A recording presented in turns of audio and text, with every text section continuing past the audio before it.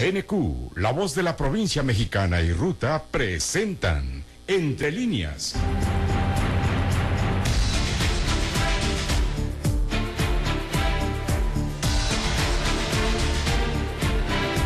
Un espacio de reflexión con entrevistas e información. Con el periodista Juan Carlos Ortiz Castro.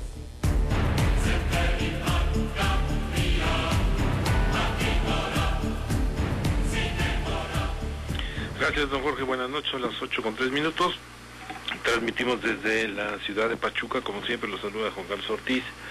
Hoy vamos a hablar sobre la deuda pública estatal y municipal.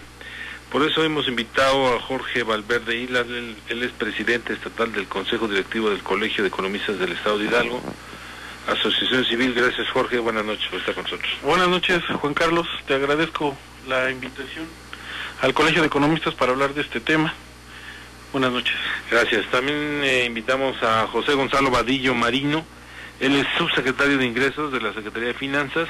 Parece que se le atravesó algún asunto, pero vamos a tener la llamada telefónica con el bueno.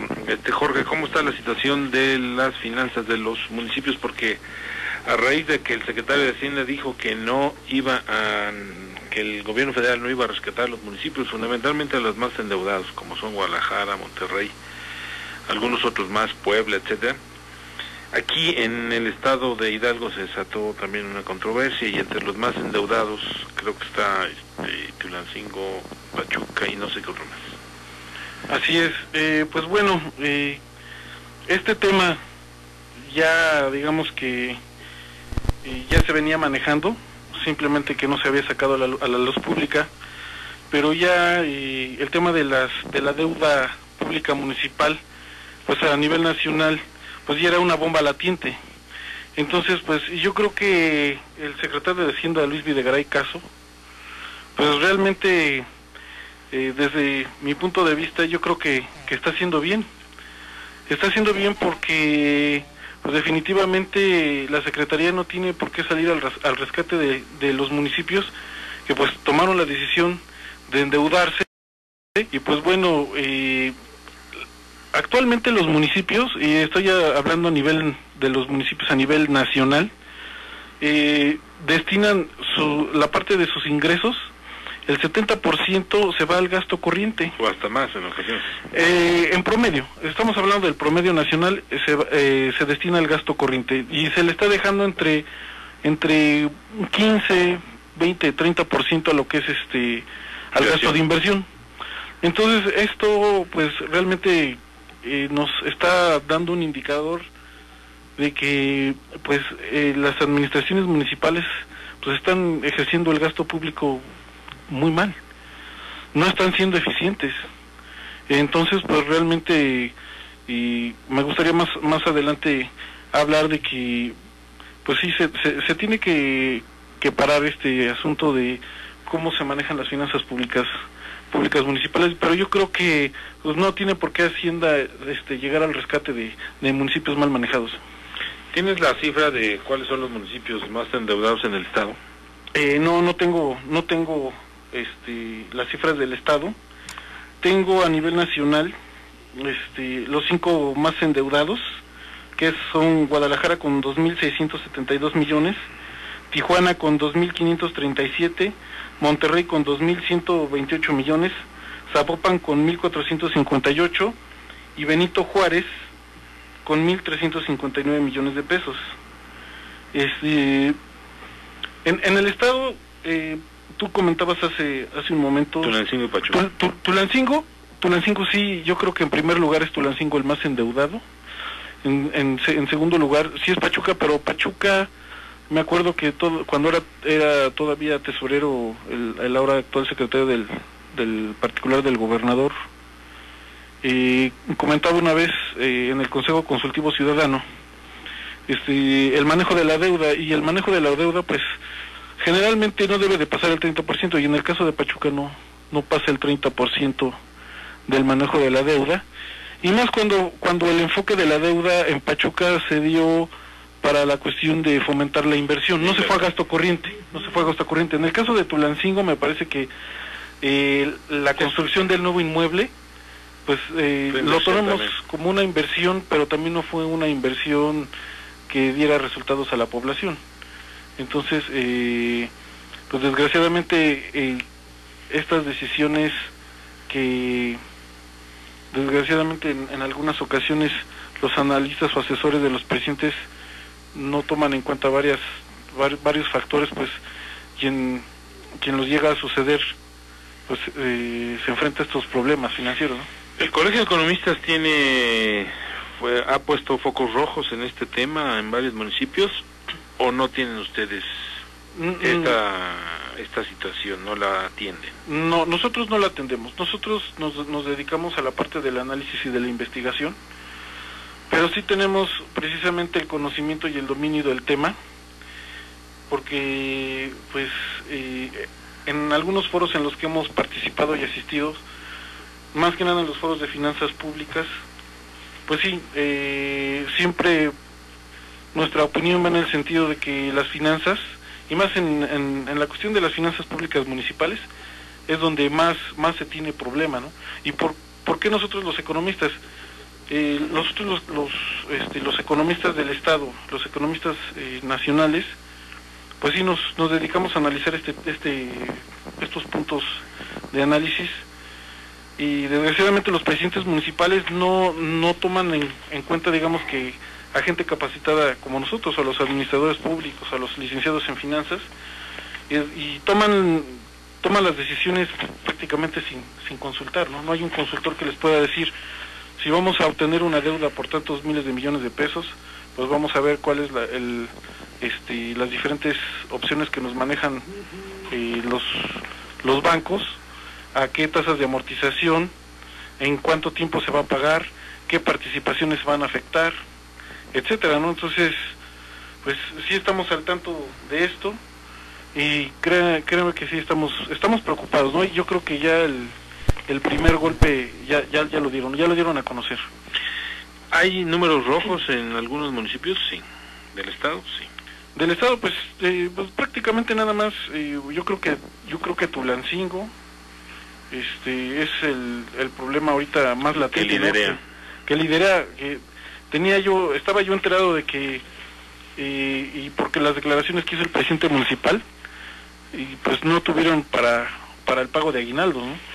Entonces eso fue es algo muy grave. Es algo muy grave. Yo creo que ahorita el presidente municipal debe de estar preocupado por reestructurar la deuda, ¿no? Bueno, esto también es un acicate para que los alcaldes traten de captar mayores recursos propios, como es a través del predial y a través del agua, que también su recaudación es muy baja, fundamentalmente en los municipios con mayor población, y en este caso es Pachuca, Tulancingo, los 10 más importantes, Tula, Tizayuca, Uchapan, etcétera. Así es.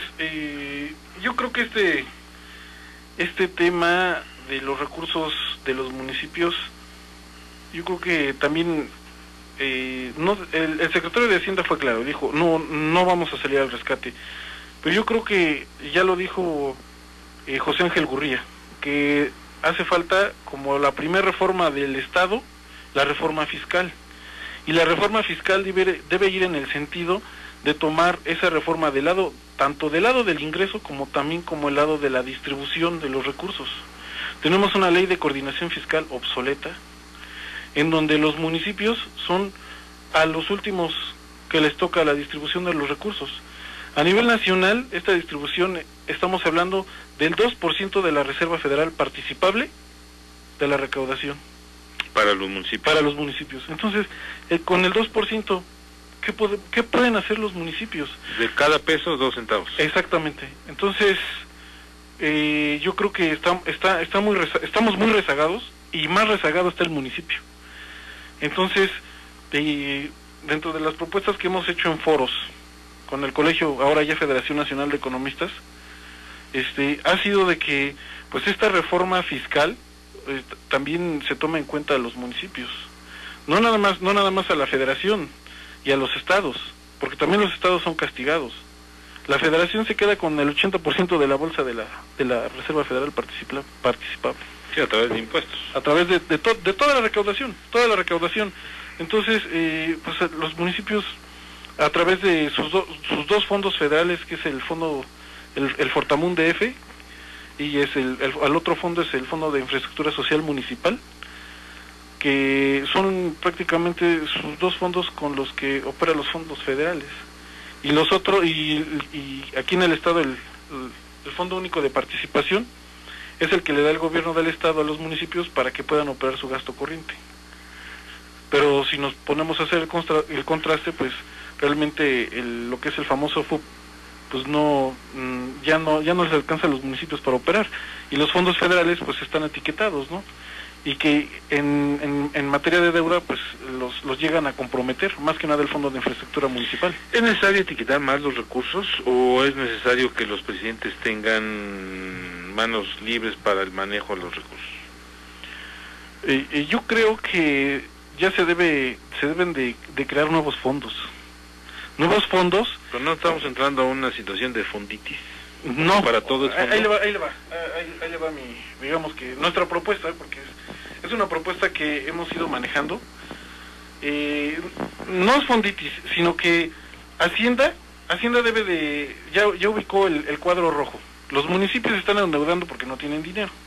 Bueno, ¿qué es lo que tienen que hacer los municipios? La Secretaría de Hacienda Federal, ahora en su reforma fiscal, ojalá tome en cuenta y diga, bueno, municipios, si quieren ustedes tener más recursos, tienen que recaudar más. Entonces, la Ley de Coordinación Fiscal tiene su fórmula, ¿sí? Y sí tiene la variable de la población, pero en la variable de población, pues ya no. O sea, entonces se tiene que modificar esa fórmula y se tiene que modificar la Ley de Coordinación Fiscal, tanto para aplicarse del lado del ingreso como del lado del gasto. Entonces, ahora sí, con las distintas necesidades de los municipios, porque hay municipios metropolitanos, hay municipios que son semiurbanos y hay municipios que son rurales, pues bueno, los municipios rurales, pues la verdad, no recaudan nada. Y hay municipios ya metropolitanos, por ejemplo, en el Estado de México, Naucalpan, Ecatepec, que la verdad los fondos federales, pues, no viven de eso, pero nos vamos a los rurales y sí viven de los fondos federales.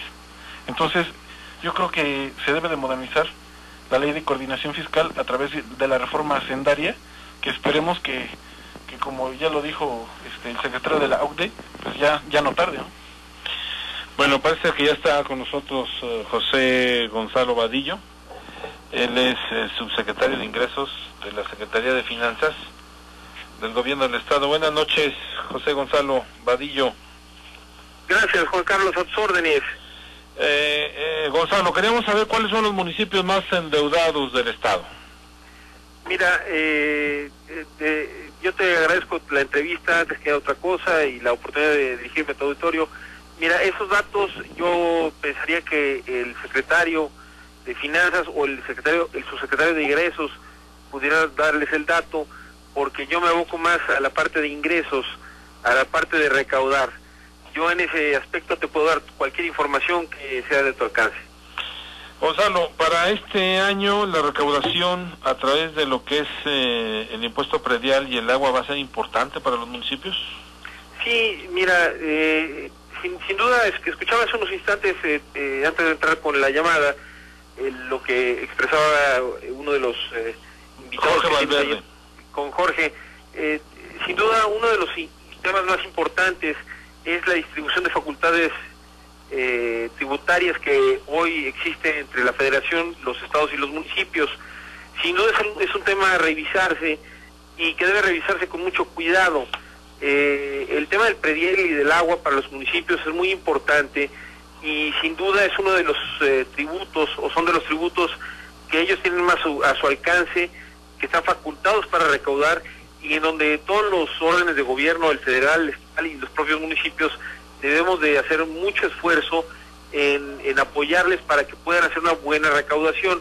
Así que yo creo que no solo este año, todos los años, el predial y el agua para los municipios es son los tributos que son de mucha importancia para que ellos puedan operar la recaudación y con ello precisamente poder hacer los gastos que requieren los municipios. ¿En qué consistiría este apoyo hacia los municipios? Bueno, el apoyo más que nada es asesoría, consultoría, transferencia de tecnología, en fin, todo lo que podamos operar dentro del marco legal, que como bien apuntaba tu invitado, la Ley de Coordinación Fiscal nos permite operar directamente con los municipios. Sin duda alguna, los municipios tienen que hacer un gran esfuerzo para que su recaudación de predial y de agua sea importante y pueda permitirles operar el gasto que les corresponde. Por otra parte, ¿cómo va a compensar Hidalgo los ingresos que se obtenían hasta el 2011 con relación a la tenencia? Gracias. Mira, es un tema que me gustaría mucho ahondar en ello. Fíjate que la tenencia, como bien apuntas, en el 2012 se deroga la tenencia de manera federal. Sin embargo, los estados todos tuvieron la posibilidad y la oportunidad de mantenerlo vigente. Algunos lo hicieron, otros no. Yo te diría que nosotros en el estado de Hidalgo mantuvimos la tenencia, no solo porque nos representaba un ingreso importante, sino porque además era concordante con lo que estaban haciendo nuestros vecinos del Estado de México, del Distrito Federal y de otras entidades vecinas, y eso nos permitía homologarnos para que pudiéramos operar de manera conjunta todos los estados y que no generáramos distorsiones. En este sentido, la tenencia, y así lo reitero, se mantiene vigente en el estado de Hidalgo. Sin embargo, el gobernador del estado, Eliseo Olvera, muy perceptible la situación de las familias y de los ciudadanos del estado de Hidalgo, así como se hizo en otros estados, dispuso que se hiciera un ejercicio de beneficios, que así le llamamos, para que los ciudadanos del estado de Hidalgo, personas físicas, pudieran aprovechar un beneficio y se les apoyara el importe del impuesto sobre la tenencia. ¿Cuánto es lo que se recaudaba hasta el 2011? ¿Eran cerca de 200 millones? En el 2011, no tengo el dato exacto, pero deben de haber sido unos 210 millones de pesos que se recaudaron por efectos de impuestos sobre tenencia. Bueno, era el estimado, ¿no? Porque la recaudación es del 40%, 50%. Sobre todo, más que nada te diría, el 2011 hay que recordar que la tenencia todavía es un impuesto federal, sí, que se recaudaba por parte de los estados.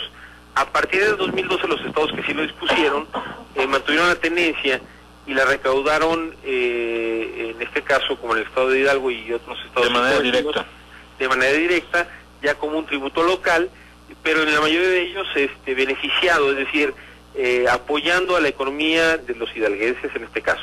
Finalmente esto es un boquete, cerca de 200 millones, ¿cómo compensarlo? Fíjate que en el caso del estado de Hidalgo, esto que tú denominas un boquete, no lo ha sido tanto, no por otra cosa, sino porque el importe que se recauda por el impuesto ha sido muy bien compensado por la aplicación del impuesto a manera local. Yo te diría, a quien le ha significado probablemente un boquete mayor es al Distrito Federal, por ejemplo, por el volumen de vehículos que el Distrito Federal maneja, por ejemplo. Para nosotros el boquete en términos porcentuales en el estado de Hidalgo no ha sido tan fuerte, aunque claro, como yo siempre lo he manejado, nadie está peleado con un solo peso que se pueda recaudar, es bueno para el estado, para los programas que se operan a nivel estatal. Sin embargo, hay que decirlo, la aplicación, como se ha hecho con esos programas de beneficio y de apoyo, no ha sido tan negativa, es decir, ha permitido que el nivel de recaudación se mantenga bastante estable. Si nos permite, vamos a una pausa, regresamos contigo, José Gonzalo Vadillo Marino, subsecretario de Ingresos de la Secretaría de Finanzas. Vamos a una pausa y regresamos, por favor. Gracias, con mucho gusto. Luis Videgaray, secretario de Hacienda. ¿Es manejable la deuda del Estado? Por supuesto, mira, la verdad es que la deuda tiene ahorita? Insisto, yo te pido una disculpa, mi rubro es el de ingresos, no el de egresos. Sin embargo, el aproximado que yo tengo de la deuda del Estado es de 2,000 millones de pesos, que es una deuda muy manejable en función de los ingresos y de la forma en que se presupuesta el recurso del Estado de Hidalgo. Inclusive te diría, en términos mediáticos, es rara vez la que aparece el Estado de Hidalgo en términos de este tipo de situaciones de endeudamiento. Y más allá de eso, yo te diría, las calificadoras de deuda, que yo, por ser subsecretario de Ingresos, nos piden información de cómo recaudamos, nuestros estimados y demás. Hace unos meses participamos en el proceso de evaluación de la calificación que hacen las empresas que hacen este tipo de ejercicios, y te diría que fueron muy bien calificados. De hecho, la calificación que ha mantenido el Estado en los últimos años ha sido muy positiva, y para nosotros como Estado de Hidalgo no nos afecta en realidad nuestra deuda. Esperamos que podamos solventarla en los próximos años, y sobre todo en recordarle al auditorio que la deuda que se contrajo, la mayor parte de ella se cortó. Bueno, vamos a esperar a restablecer la comunicación con el subsecretario de Ingresos. Jorge Valverde, presidente estatal del Consejo Directivo del Colegio de Economistas, decía que el subsecretario decía que no, que es manejable la deuda. Creo que ya estamos otra vez. Sí, adelante. Si me permites, y vamos sí, claro, a rescatar la llamada con Gonzalo Vadillo Marino. Se cortó la llamada. Sí, Gonzalo, me estabas diciendo. Te decía, la deuda es muy manejable, y sobre todo los recursos, como recordarás, que se utilizaron en su mayor parte fueron para el tema de los terrenos de la refinería Bicentenario, que tú sabes que los diputados, el gobernador mismo, están haciendo una fuerte gestión para que esos recursos puedan ser resarcidos al Estado, y incluso la deuda todavía baje más de su importe. Y aún así, aunque no fuera el caso, la deuda es muy manejable, está en niveles muy aceptables en términos de lo que hacen las calificadoras y las agencias que validan y supervisan la deuda que contrae el Estado. ¿Se tiene proyectado un nuevo préstamo para el Estado? Al menos en este ejercicio no está contemplado. Tú sabes que el paquete presupuestal fue autorizado en estos últimos meses, semanas, y en lo que a eso respecta no está contemplado un endeudamiento de ningún tipo. Así que, insisto, la deuda es muy manejable, está en unos términos muy buenos. Para el 2013, como subsecretario de Ingresos, ¿van a endurecer las medidas para tratar de captar el mayor número de recursos? Mira, sin duda algunas de las facultades que tenemos como Secretaría de Finanzas y por conducto de esta subsecretaría es la de precisamente buscar evitar la evasión y la elusión fiscal, al menos en materia de impuestos locales y sobre todo y también en materia de impuestos federales coordinados. Yo te diría que es una actividad no de este año.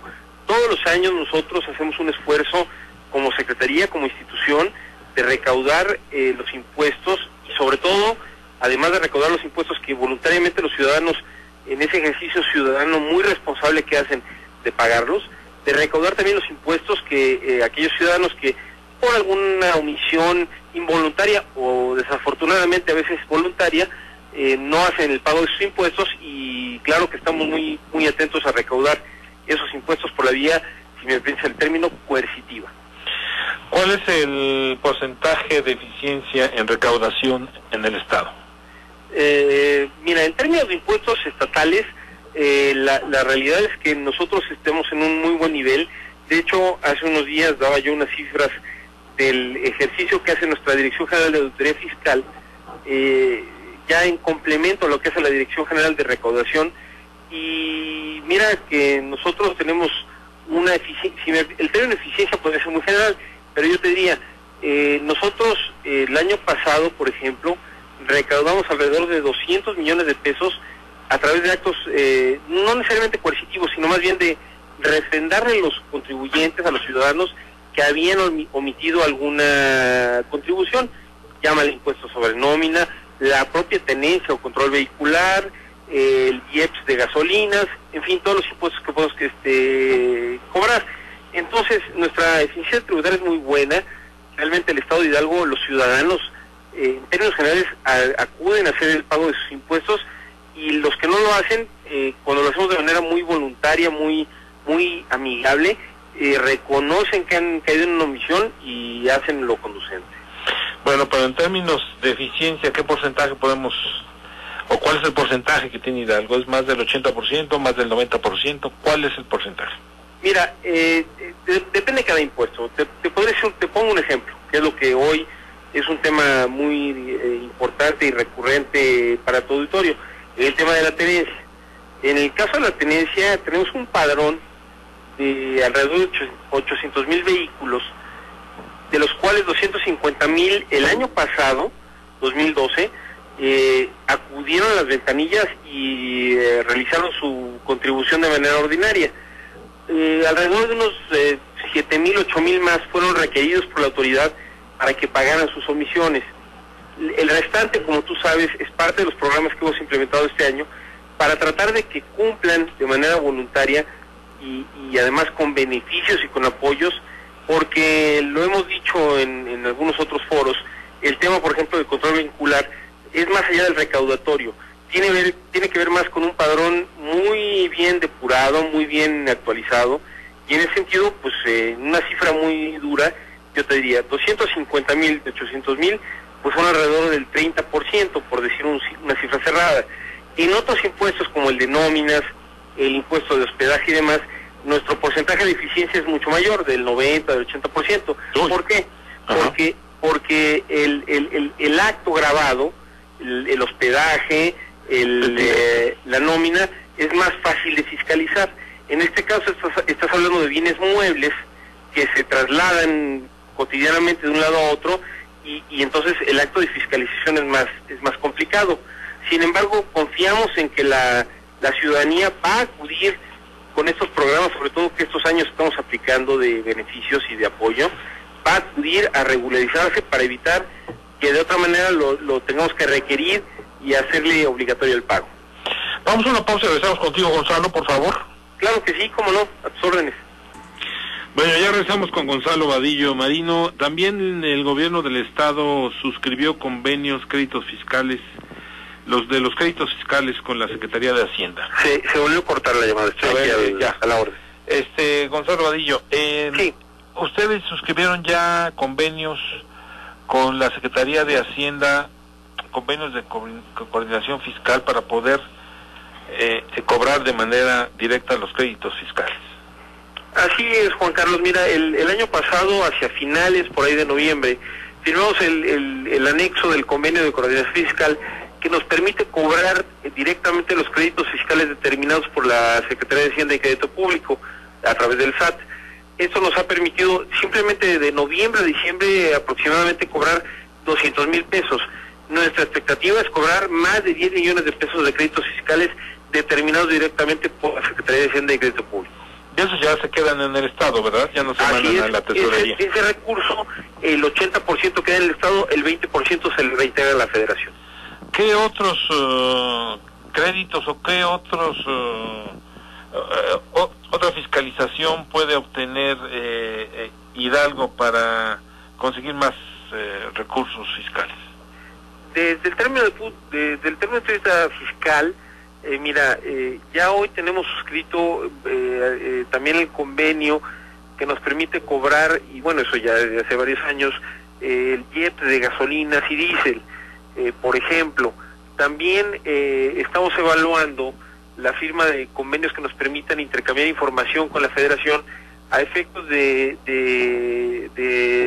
revisar el tema de régimen de pequeños, Repecos ya está, más bien de régimen de intermedios, de contribuyentes intermedios, y aunque son acciones aisladas, estamos en espera de que la Federación pudiera emitir algún programa que nos permita entrar más a fondo en el régimen de intermedios, que es un régimen que, digamos, los estados pudieran absorber, si no de manera total, de manera muy relativamente importante, para que la recaudación del Estado pudiera ser mayor todavía de manera directa.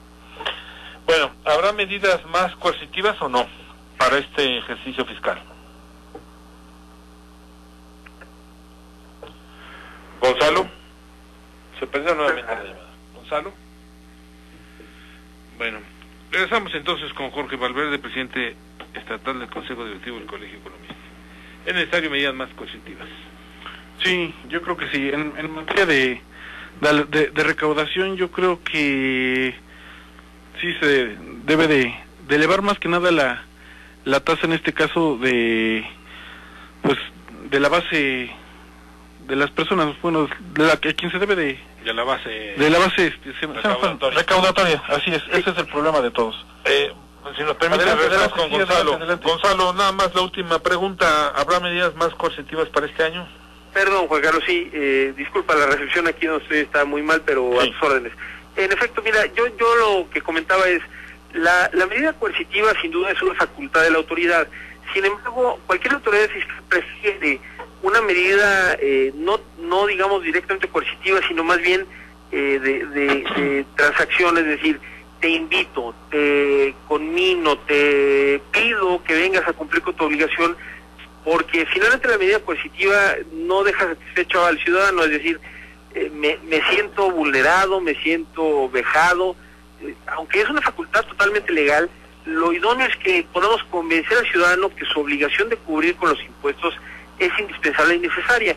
Sin embargo, cuando los ciudadanos no cumplen con sus obligaciones, llegado el momento, la autoridad siempre aplicará las medidas coercitivas. Es una cuestión que yo te diría, insisto, en el término de tenencia, que es un tema que hoy, en estas fechas, es muy recurrente, y pues, donde pareciera que no tenemos muchas facultades o que no ejercemos facultades, debe decirte que el año pasado simplemente conminamos a 7.500 contribuyentes de tenencia a que cumplieran con su obligación de pagar tenencia y derechos vehiculares que no habían hecho lo conducente. Entonces, la verdad es que no van a aumentar, vamos a mantener como autoridades fiscales la hipótesis, la teoría de que invitaremos siempre a los contribuyentes a cumplir, y cuando no lo hagan, pues sí, les haremos los requerimientos de autoridad correspondientes. Bueno, está el amago de la Secretaría de Hacienda Federal de que no habrá rescates, que no habrá recursos para este tipo de programas específicamente para apoyar a los municipios y los estados. Es decir, en palabras llanas, rásquense con sus propias uñas. Esto significa que los estados y los municipios deberán obtener sus recursos propios a través de estos impuestos. Pues yo te diría, mira, afortunadamente para el estado de Hidalgo, por lo que comentábamos, la deuda del estado es muy solventable, es muy blanda, está en muy buenos términos. Igual los municipios tienen deudas muy solventables, muy sanas, así que realmente ese tema para nosotros no es tan relevante. ¿No preocupa? No, yo te diría que al gobierno del estado de Hidalgo no preocupa el tema de la deuda, y en ese sentido, pues bueno, respetamos la postura, como siempre ha sido la postura del estado de Hidalgo, de respetar a la federación en las determinaciones que hace, y siempre buscaremos los mecanismos de diálogo y conversación con la federación, con los municipios, con todos los actores, pero en este caso en particular yo te diría, gracias a los trabajos que se han realizado, no solo en esta administración, en pasadas, de manejar responsablemente la deuda, las finanzas, nos permite decir que hoy el tema para nosotros como estado de Hidalgo no tiene mayor trascendencia, y aún así somos respetuosos del pronunciamiento de las autoridades federales. Finalmente, subsecretario, se debe mejorar lo que es la mezcla de los ingresos, sobre todo porque la dependencia de la federación es muy alta. Creo que de cada peso, 95 centavos vienen del gobierno federal. Sí, sin duda es uno de los temas que en los próximos años estarán en debate en la mesa. El esquema de potestades tributarias que se estableció hace ya muchos años pareciera ser necesario que se revise, y sin embargo, pues el tema aquí es que tendremos que hacerlo de manera muy responsable, muy adecuada, y que nos permita que esta transición, si se va a dar, que estoy seguro que se dará, se dé de una manera tersa, que permita a los estados tener mayores facultades tributarias que les permitan solventar su gasto, y que sin ello implique que la federación también se quede vulnerada, es decir, que sea todavía más equitativo el reparto de facultades tributarias. Es un tema que está en la mesa y seguramente se discutirá en los próximos años. Pues muchas gracias al subsecretario de Ingresos de la Secretaría de Finanzas, José Gonzalo Vadillo Marino. Gracias, buenas noches. Gracias, Juan Carlos, y un saludo a tu auditorio, muy amable. Muchas gracias. Hasta luego. Vamos a una pausa y regresamos con Jorge Valverde Islas. Gracias. A ver, ya estamos Jorge Valverde Islas, presidente estatal del Consejo Directivo del Colegio de Economistas. ¿Cómo viste la entrevista con Gonzalo Vadillo? Él dice que no existe riesgo en este momento en el Estado por cuestiones de los préstamos, que la deuda es manejable no solamente en el Estado, sino en los municipios. Sí, así es, en efecto, yo coincido con él. De hecho, el estado de Hidalgo es de los estados que menor deuda tienen a nivel nacional. Me parece que andábamos por el número 26, 27 de la escala, y también las calificadoras nos manejan muy bien. De hecho, somos sujetos... AAA, ¿no? Así es, AAA, tenemos AAA.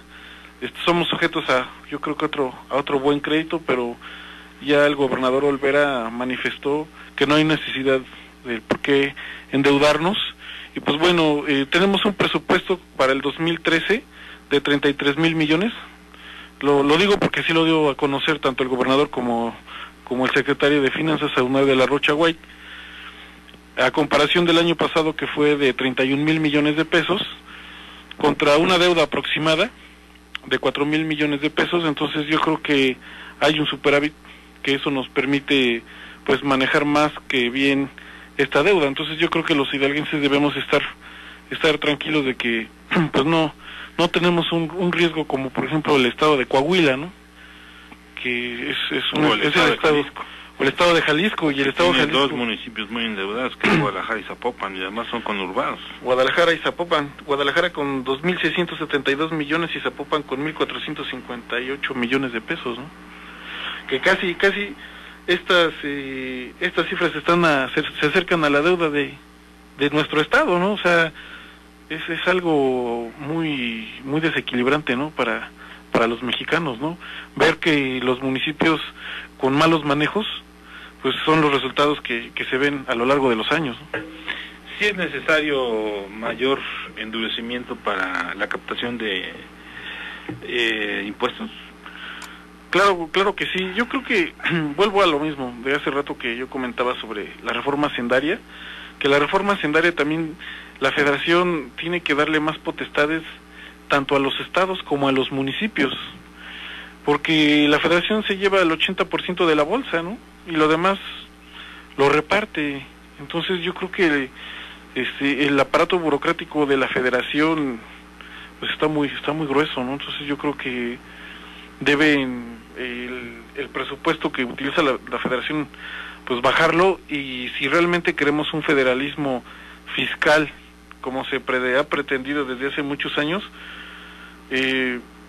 planteaba un amigo que es el expresidente del Colegio de Economistas, el doctor David Colmenares Páramo, decía una vez en sus conferencias, si en ese tiempo todavía no se aprobaba el 16% del IVA, pero decía que la federación se quede con el 10% y que el 4% se lo recaude los estados y el 1% los municipios, ¿no? Y todos felices, y le damos más potestades para que obtengan mayor ingresos en las recaudaciones locales los estados y los municipios, ¿no? Ahora ya es el 16%, pero yo creo que actualmente, hace muchos años, en los 80s, antes le dejaba a la federación una parte del IVA a la recaudación de los estados, pero no fue eficiente y mejor se las quitó. Y les dijo la federación: signemos una nueva coordinación fiscal, yo recaudo y te lo regreso vía participaciones, ¿no? Sí. Pero yo creo que ahora debe de ser al revés. Ahora los estados ya son más eficientes. Por ejemplo, aquí en el estado pues tenemos un centro de recaudación que es eficiente. Yo creo que ya podríamos estar en condiciones para que los estados pudieran recaudar esa parte del IVA, o también del impuesto sobre la renta, ¿no? Y yo creo que eso que son recursos directos a la bolsa del gobierno federal, pues yo creo que en lugar, como tú dices, de la fonditis, pues mejor que los estados y municipios ya estén a recaudar, ¿no? Bueno, lo que pasa es que también para todo se maneja fondos, ¿no? Fondos sí, de así aportación, de participaciones, el fondo de Subsemun, el fondo de X, ¿no? Ya. Lo que pasa es que nuestra ley de coordinación fiscal está parchada, o sea, y la sustentan esos fondos, ¿no? que los fondos del ramo 28, que los fondos del ramo 20, que los fondos del ramo 33. 33, sí. Y cada vez que quieren crear nuevos programas, dicen, pues ahora vamos a crear el ramo fondo. 18 y van a estar paripazos. Exactamente, los paripazos. Y total que nunca salimos de este tipo de circunstancias porque no hay una decisión definida de justamente darle mayor potestad a los municipios y a los estados para que tengan una mejor recaudación, una más eficiente recaudación. Así es, yo creo que este problema se da tanto del lado del ingreso como del lado del gasto, pero sí, porque tampoco hay mucha supervisión. Así es, pues nuestra ley de coordinación fiscal, pues ya, yo creo que ya desde hace 12 ¿De qué año es la ley? La ley de coordinación fiscal se creó precisamente en la última modificación que se hizo fue con Fox en el 2006, 2007, que fue la reforma fiscal esa que salió a medias. Pero 2006 fue a decir la última porque así es, y existió otra en el 96 que fue la que le dio la forma a la ley de coordinación fiscal que actualmente nos impera, que se crearon los ramos, que el ramo 20, que el ramo 33, el ramo 28, ¿no? Y se crearon las fórmulas de participación, ¿no? Que es como le dan a los municipios los recursos federales. Pero ya no funciona. De verdad es que ya no funciona. Y esto ya lo saben analistas, ya lo saben, ya lo sabe Hacienda, ya lo saben todos. Lo que no sabemos es ¿Cuándo se dará esa reforma fiscal en la que también llegue una nueva ley de coordinación fiscal o un nuevo pacto fiscal, ¿no? O también le llaman reforma hacendaria. Pues es la reforma pendiente, que es la que es más urgente, porque luego encontramos que hay grandes empresas o grandes corporativos que no pagan impuestos, ¿no? Pero no pagan impuestos porque tienen mucha gente trabajando, laborando en estos corporativos. Así es, y bueno, yo quisiera también mencionar que, pues bueno, mientras llega esto que esperamos que ojalá se llegue a dar, la reforma hacendaria, pues los municipios tienen que ser eficientes en el sentido de que, pues tengo mi bolsa de recursos, tengo mi presupuesto, ¿no? Pero tengo que recortar burocracia. Por ejemplo, salía el presidente municipal de Acapulco diciendo que tenía 1000 y tantos funcionarios. O sea, es un exceso de burocracia, ¿no? Yo me acuerdo que también cuando entró Juan Núñez Atizayuca, comentó que tenía igual 900 funcionarios, algo así. Entonces yo creo que es un exceso de burocracia que tienen los municipios, y eso quiere decir que los municipios no son eficientes. Y lo que nosotros como ciudadanos esperamos es que se tenga un gobierno totalmente eficiente, que el gasto corriente pues esté aproximadamente sobre el 40-50% y el resto del presupuesto que se vaya a inversión. Sin embargo, aquí estamos sobre el 80-90% de gasto corriente. Es un exceso, y por eso precisamente los municipios de México no avanzan. Alguien decía, es que se da dinero y no vemos avance. Pues es que es por eso, porque todo se queda... Es un barril sin fondos. Exactamente, todo se va al gasto corriente. Bueno, pues ya nos vamos. Muchas gracias a Jorge Valverde Islas, presidente estatal del Consejo Directivo del Colegio de Economistas del Estado de Hidalgo, por estar con nosotros y participar en este programa que se llamó Deuda Pública Estatal. Muchas gracias. No, pues gracias a ti por la invitación y tomarnos en cuenta. También agradecemos a Gonzalo Vadillo Marino, él es subsecretario de Ingresos de la Secretaría de Finanzas, que nos enlazamos con él vía teléfono. Muchas gracias. Agradezco a mis compañeros aquí en Pachuca, Jorge Martínez, que estuvo en los controles, allá en Tulancingo, don Memo Ortega, que le mando un saludo, y lo mismo a quienes hicieron posible la transmisión por televisión, vía internet, Jaciel Velasco y Celso García. Gracias, se despide Juan Carlos Ortiz en otro programa de Entrelínea. Nos vemos el próximo martes. Gracias, buenas noches nuevamente, Jorge. No, pues gracias a ti, qué bueno que nos invitaste. LQ y Ruta presentaron Entre Líneas. Con el periodista Juan Carlos Ortiz Castro. Te esperamos en nuestra próxima emisión.